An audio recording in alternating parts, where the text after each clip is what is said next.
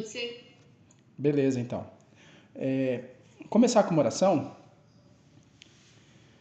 Meu Senhor e meu Deus, creio firmemente que estás presente aqui, que me ouves, que me vês. Adoro-te com profunda reverência, peço-te perdão dos meus pecados e graça para fazer com fruto esses momentos de oração. Minha Mãe Imaculada, São José, meu Pai e Senhor, meu anjo da guarda, nosso Senhor. Amém. Em nome do Pai, do Filho e do Espírito Santo. Amém.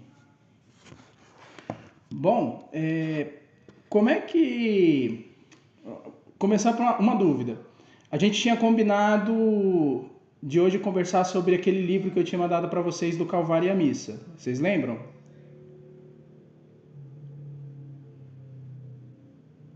Sim ou não? Tipo, não tô perguntando se leu, é só se lembra. Eu lembro, só que eu não li não, porque eu não tenho tempo. Ah, beleza. Eu tinha imaginado mesmo que aqui em casa foi a mesma Ou coisa. seja, no caso ele perguntou assim. Ele perguntou se lembra. É, Corrigindo para se fez. uhum. Aqui em casa foi a mesma coisa, né, Pedro e Thales? Lembramos, Eu tô lembramos, mas usando, não lemos, né?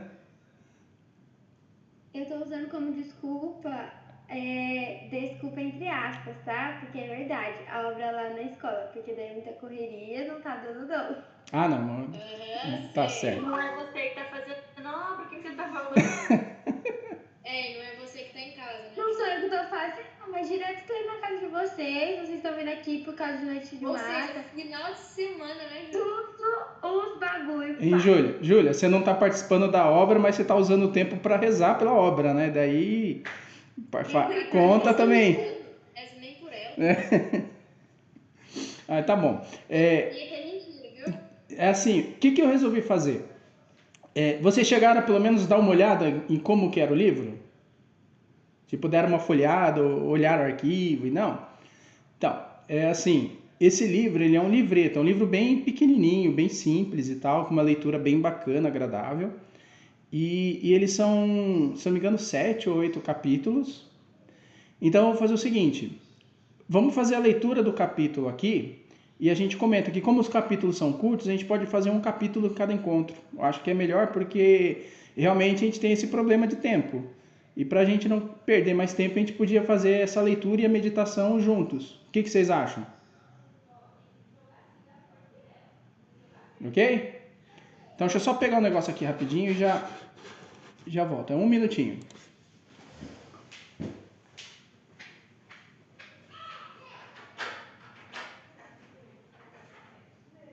Abaixa um pouquinho, não sei se é o seu diminuto, Deixa eu está ver aqui, bem bastante. nem sabia que tinha livro. Nem sabia que tinha livro pra ler.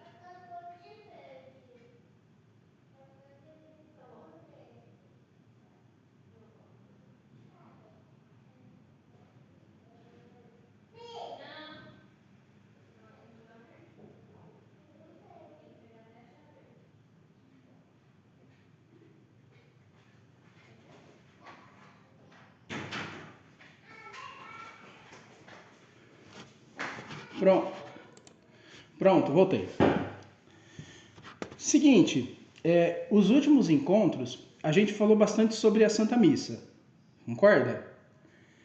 E eu fiz uma pergunta, acho que no primeiro encontro que a gente falou sobre missa, que era assim: se alguém perguntasse para vocês, tipo, chegou um extraterrestre na Terra agora, nunca viu missa, não sabe o que é, e perguntar para você, o que é a missa? Né?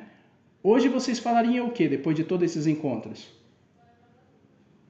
Vamos ver se mudou alguma coisa.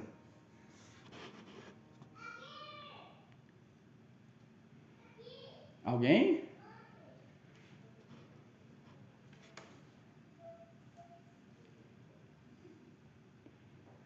Olá! Pra mim não Eu, mudou di- nada, pra mim continua sendo calvário. Continua sendo Calvário? Legal?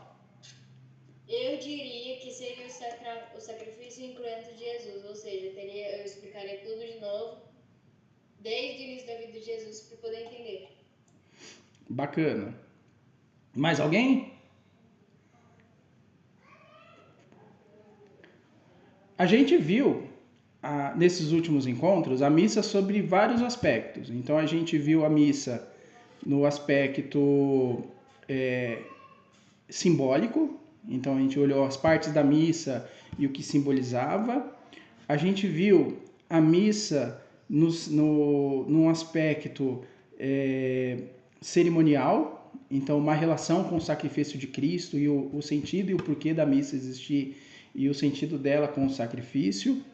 A gente viu também no sentido material da missa mesmo, em relação à liturgia. Só que agora, com o livro, eu queria mostrar para vocês um novo viés, não digo viés, mas uma nova visão da missa, que é uma visão espiritual, né? Até agora a gente não trabalhou a visão espiritual da missa. O Fulton Sheen, ele era um cardeal que ele tem uma leitura assim muito agradável e de uma profundidade muito grande.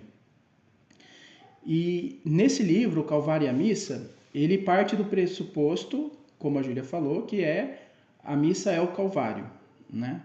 E ele apresenta isso de uma maneira muito bonita, muito profunda, para tentar dar luz ao significado e à maneira que a gente vive a missa hoje. Então, vou começar a ler com vocês a introdução. E a introdução ele dividiu em duas partes, né? Tudo dá acho que umas 4 páginas só, é bem rapidinho. E enquanto eu estiver lendo, se alguém quiser fazer algum comentário, pode ficar à vontade, tá bom? Combinado?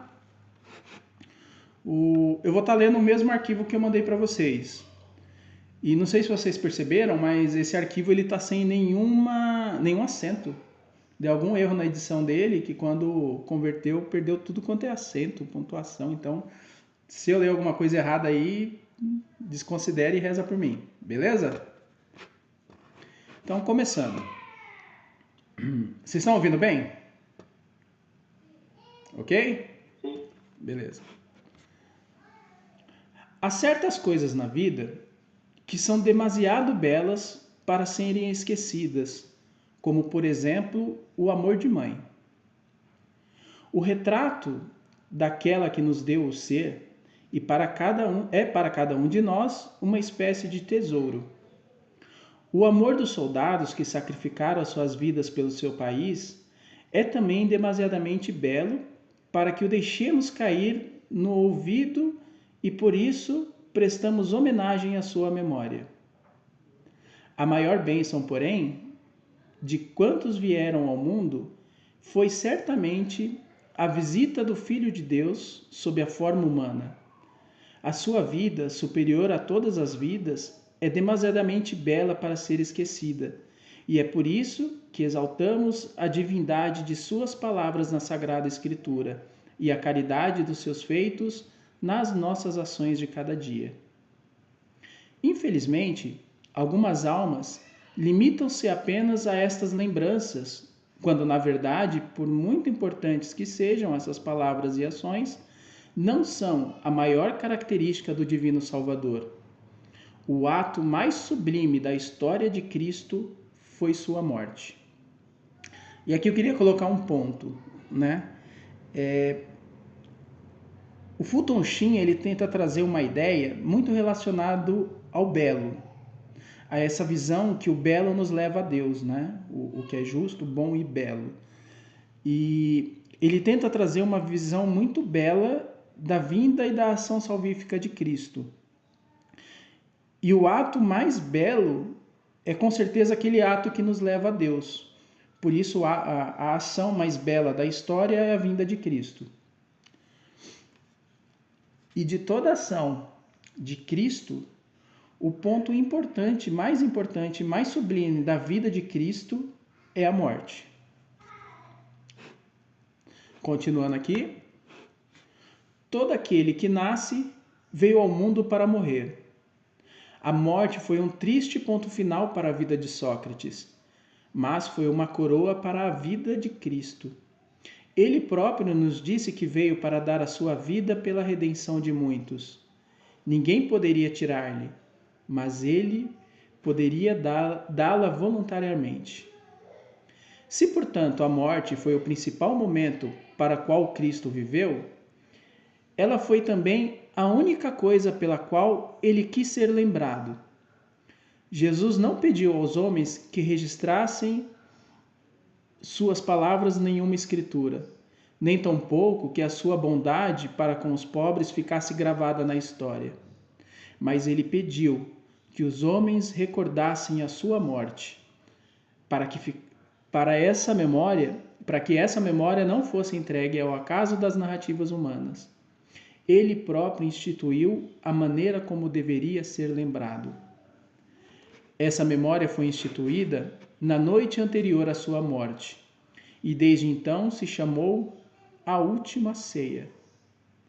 Tomando o pão nas suas mãos, Jesus disse: Este é o meu corpo, que será dado por vós. Fazei isto em memória de mim.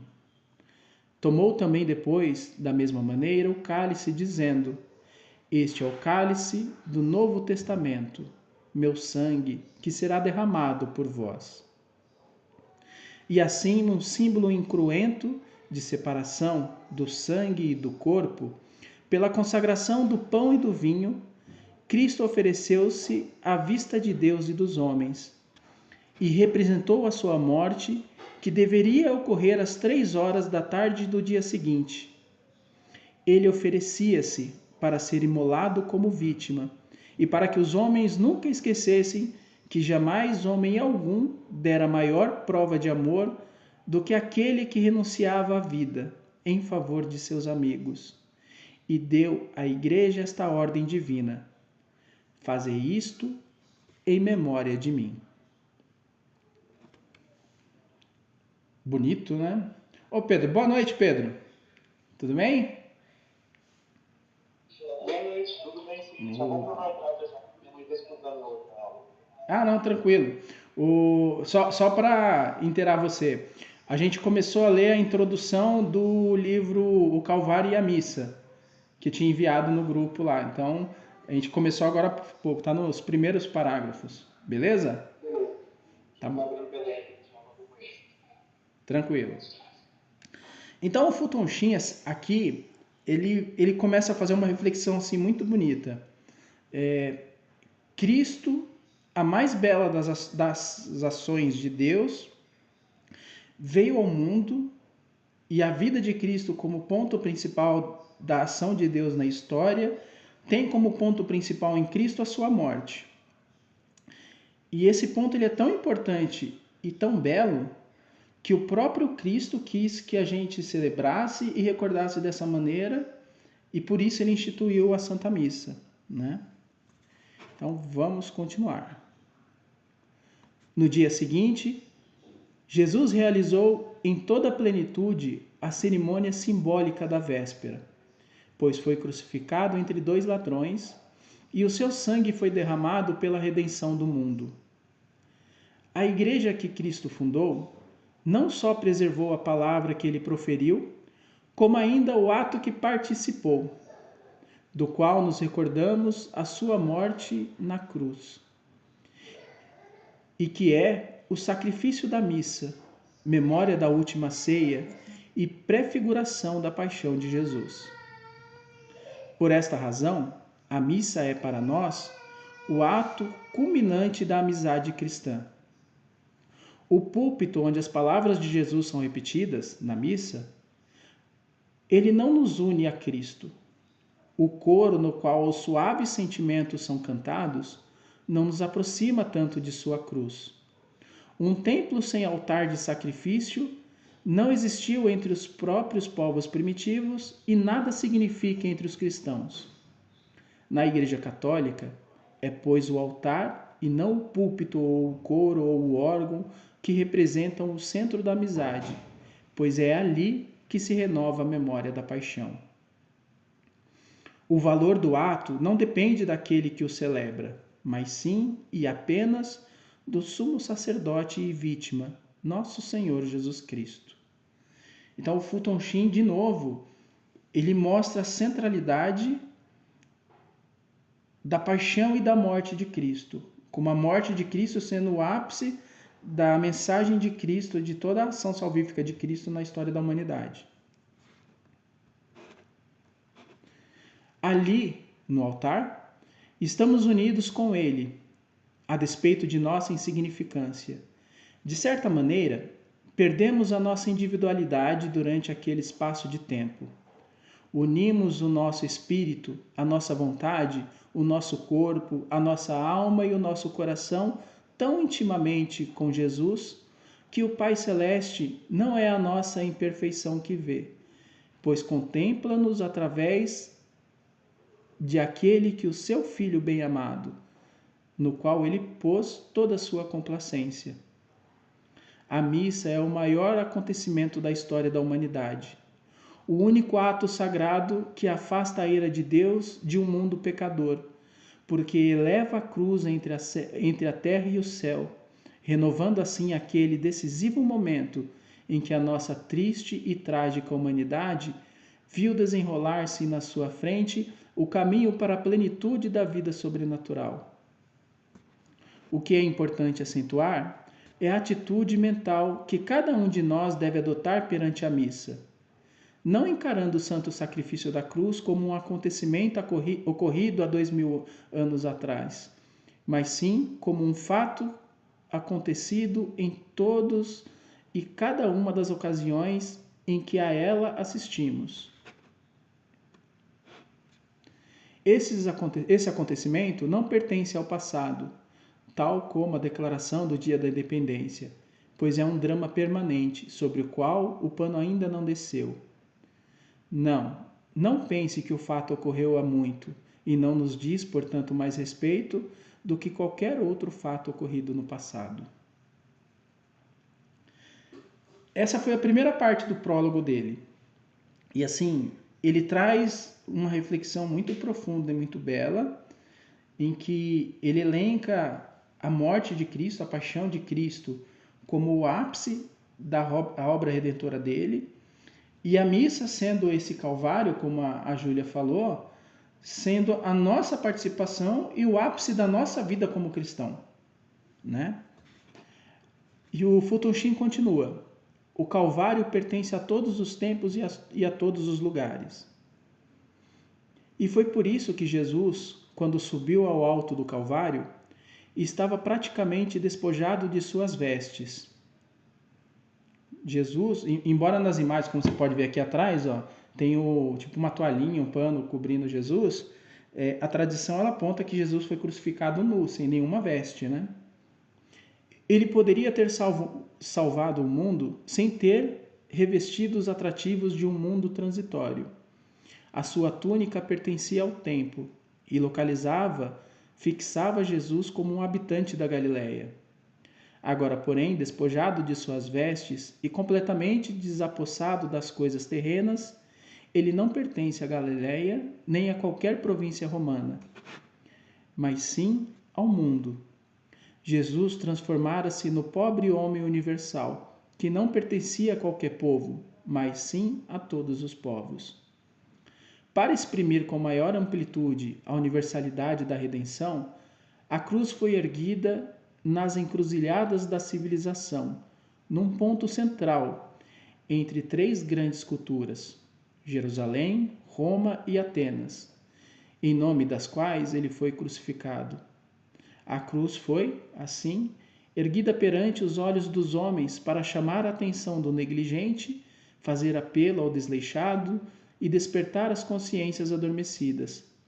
Foi o único fato irrefutável aos quais as culturas e civilizações do seu tempo não puderam resistir, e é também, nos nossos tempos, o único fato irrefutável que não podemos deixar de aceitar. Os personagens que tomaram parte do drama da cruz foram os símbolos de todos aqueles que crucificaram. Nós estivemos lá, nas pessoas dos nossos representantes. O que atualmente fazemos ao Cristo místico, fizeram eles ao Cristo histórico, em nosso nome. Se temos inveja dos bons, fomos representados pelos escribas e fariseus. Se hesitamos em abraçar a verdade e o amor divino, receando perder alguma vantagem temporal, estivemos lá na pessoa de Pilatos. Se a nossa confiança é baseada na força material e procuramos conquistar o mundo por meio dela, em vez de o fazermos através da força espiritual, fomos representados por Herodes. E assim a história continua e implica em si todos os pecados característicos do mundo. Pecados que nos cegam para o fato de que Jesus é Deus. Havia, portanto, uma irrefutável certeza na crucificação. O homem que tinha liberdade para pecar também tinha a liberdade para crucificar. Enquanto o pecado existir no mundo, a crucificação é uma realidade. E assim comentou o poeta: Eu vi passar o Filho de Deus, coroado de espinhos, e perguntei: Pois não está tudo consumado? Senhor, as amarguras não estão esgotadas? Jesus volveu para mim num olhar terrível e disse-me: Pois não compreendestes? Toda a minha alma é um calvário. Todo pecado é uma cruz. Nós estivemos lá durante a crucificação. O drama estava já completo, em tudo quanto dizia respeito a Cristo, mas não estava ainda patenteado em relação a todos os homens, a todos os lugares e a todos os tempos. Se a bobina em volta da qual esse enrolado filme tivesse consciência própria, ela conheceria o argumento de um drama, do princípio até o fim, ao passo que o espetáculo não poderia de fato conhecê-lo senão depois de o ver completamente reproduzido na tela.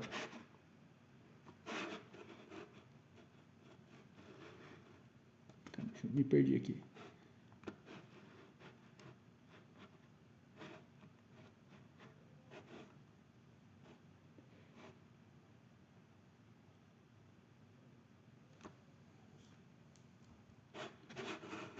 Sumiu a página.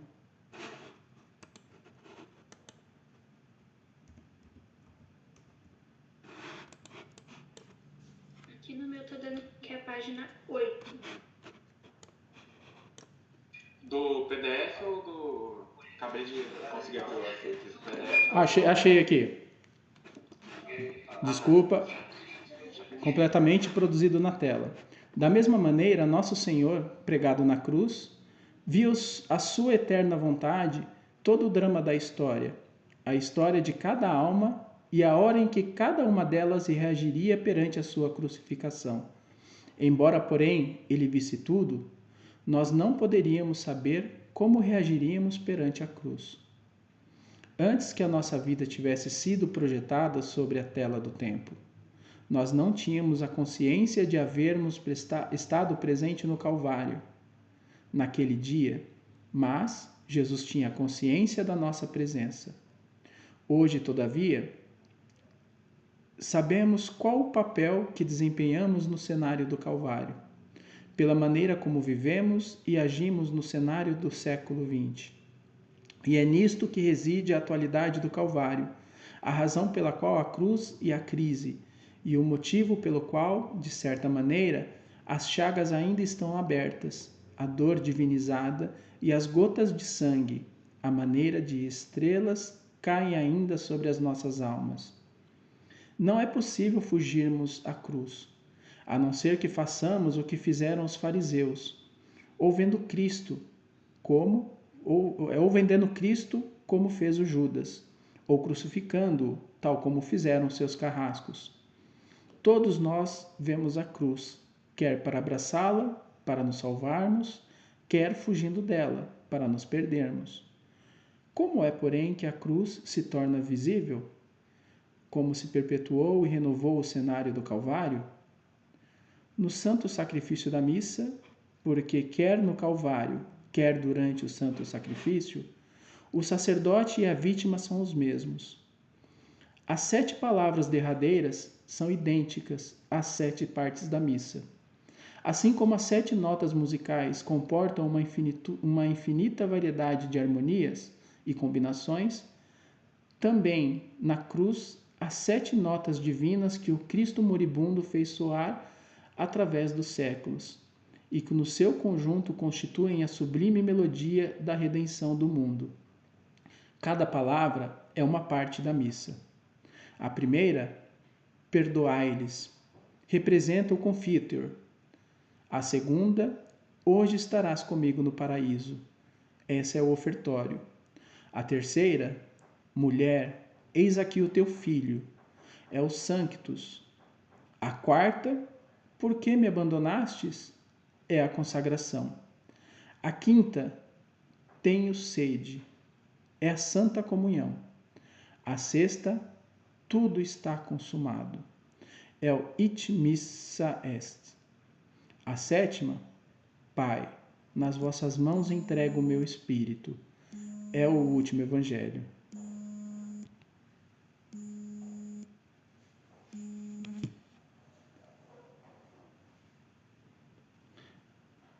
Representai, pois, a nossa ideia, o sumo sacerdote, Cristo, saindo da sacristia do céu, para o altar do Calvário. Ele já se revestiu de nossa natureza humana, colocou no braço o manípulo do nosso sofrimento, a estola do sacerdote, a casula da cruz. O Calvário é a sua catedral, a rocha do Calvário é a pedra do altar, o rubor do sol poente, a lâmpada do santuário.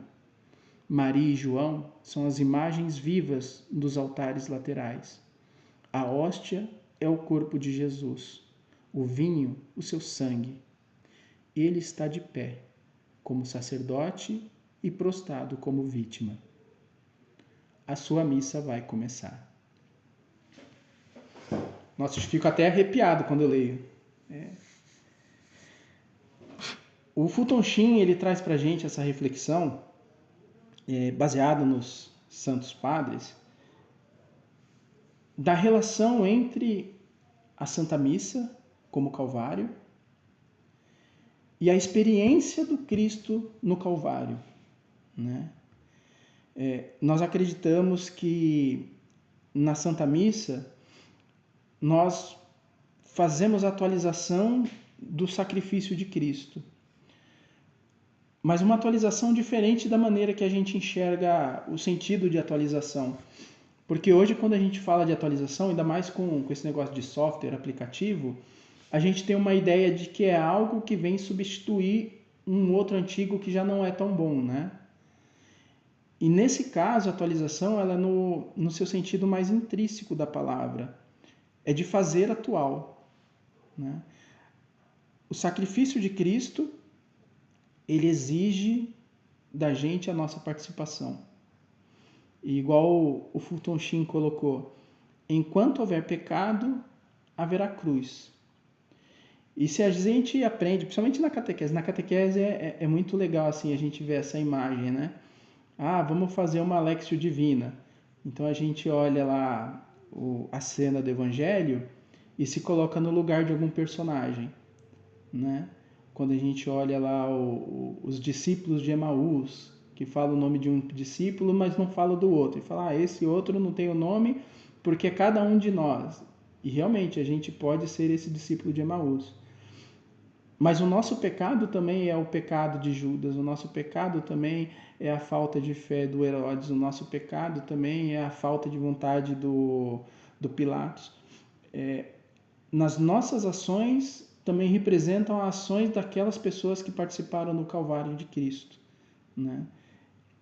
E por isso que a missa é tão importante, porque através da missa a gente vai contemplar, vai viver e participar daquele momento, o momento mais importante da história da humanidade, o momento mais sublime da participação de Deus na história da humanidade e o momento mais belo da vida daquele que veio mudar a história da humanidade. E isso tudo é a Santa Missa.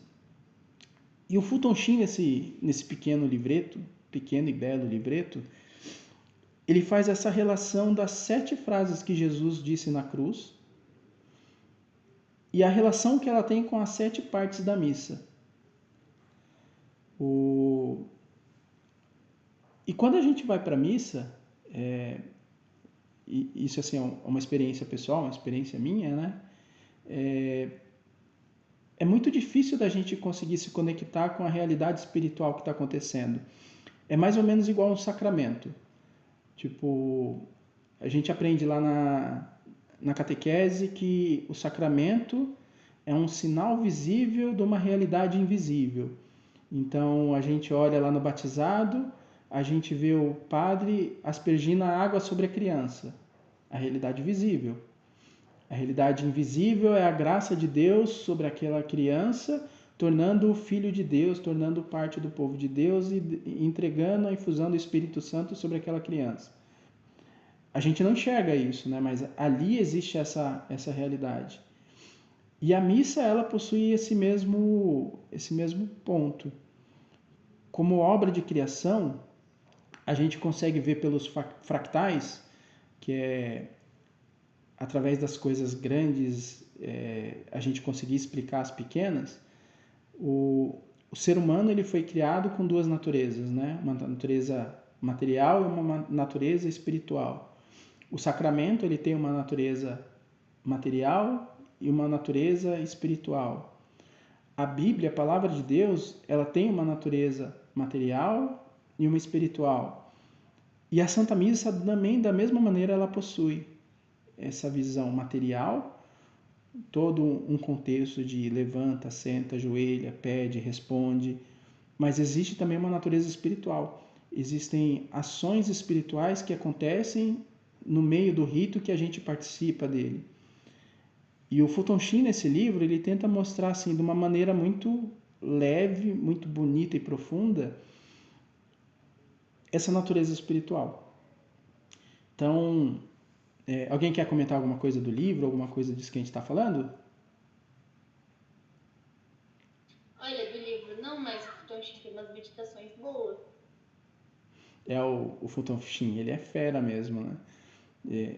Eu acompanho um pessoal lá do Opus Dei lá, que eles falam que o Fulton Sheen, ele só não foi canonizado porque a diocese que ele trabalhava lá nos Estados Unidos era bem ruim, aconteceu muita coisa ruim lá nessa diocese.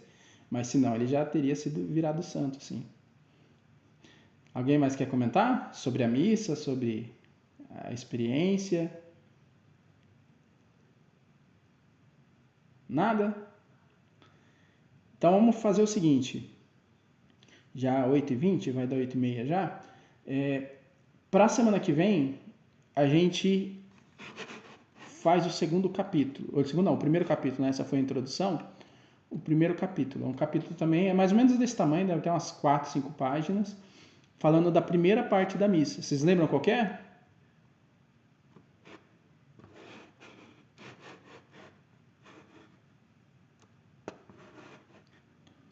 Primeira parte são os ritos iniciais, não?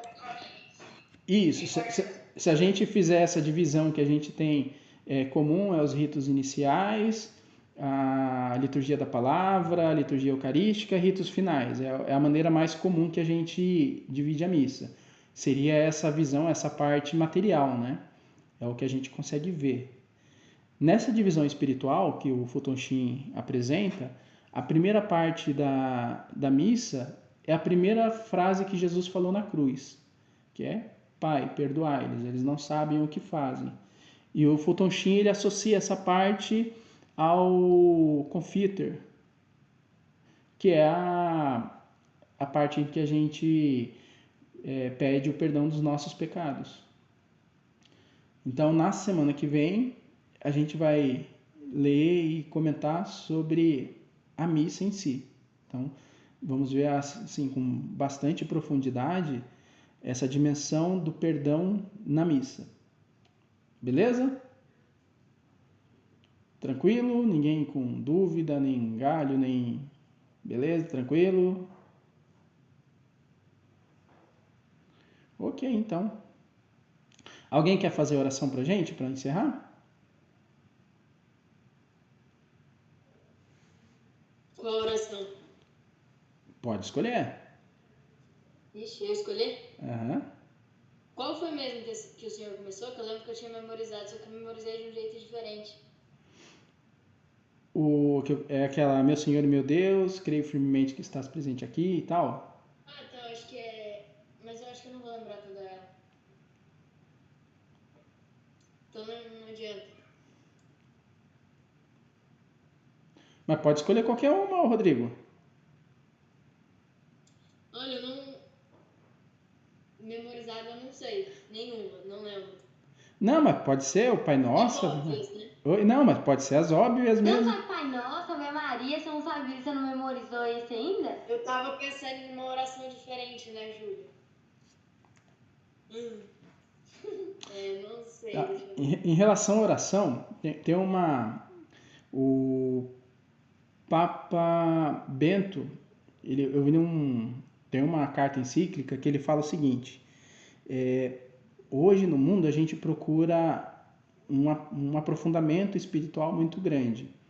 Então a gente busca fazer orações mentais ou orações profundas, só que a gente não pode esquecer que as orações simples, vocais, elas têm um poder muito grande, uma importância muito grande na nossa vida de oração, na nossa vida espiritual.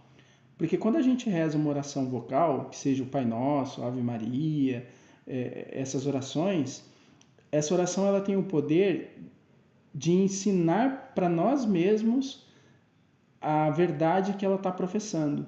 Então, recitar uma Ave Maria, um Pai Nosso, é a gente ensinando o nosso coração a acreditar naquela verdade. Então, é muito importante. Então, pode ser uma Ave Maria, um Pai Nosso, uma Salve Rainha. Não pode ser Ave Maria. Ok.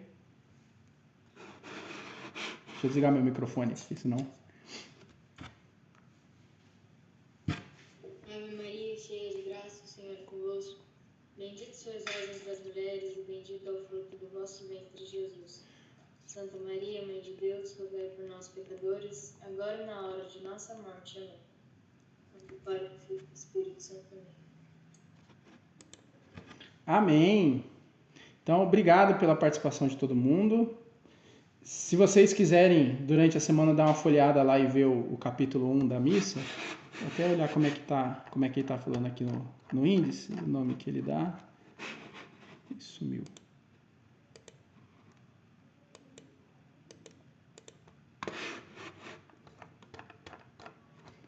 Aqui, é isso mesmo, primeira parte, a confissão. Então, se vocês quiserem dar uma folhada, mas na terça-feira a gente lê ele, beleza? Então, fiquem com Deus, uma boa semana. Vocês sabem se semana que vem vai ser presencial? Eu não sei, provavelmente, porque agora tem banheiro. Ah, aí sim, hein? E o que tem? Qual que é o problema de não ter banheiro? Você falou que não estava tendo porque estava sem porta, agora tem porta, então tem que Banheiro ter. não é essencial. Verdade, a gente faz uma brincadeira. Rodrigo, banheiro não é essencial até alguém ter uma dor de barriga, daí vira. Tem nenhuma Então, a gente já fez uma amizade ali do lado, né, que é o João, e daí a gente pede pra usar o banheiro dele, ó, que ideia maravilhosa. Hoje, vocês fizeram amizade com o cara do lado? Júlia, Será que vira então pegar o campo? Porque, não vai pegar, mas ele é amigo da Antônia, porque ele estuda com a Antônia. Aí, eu já pensei em bater bola lá no campo. pra pegar o campo, teria que alugar ele. Não tá no pacote do... Não, mas eu digo pegar o campo pra gente, pra usar uma hora lá. Não pra escola. Pra você pegar ele, você tem que alugar. E é bem mais caro. Vixe. Mas beleza, então. Mais só. Tá bom, então. Então, boa noite, boa semana, fiquem com Deus e até terça-feira. Abraço.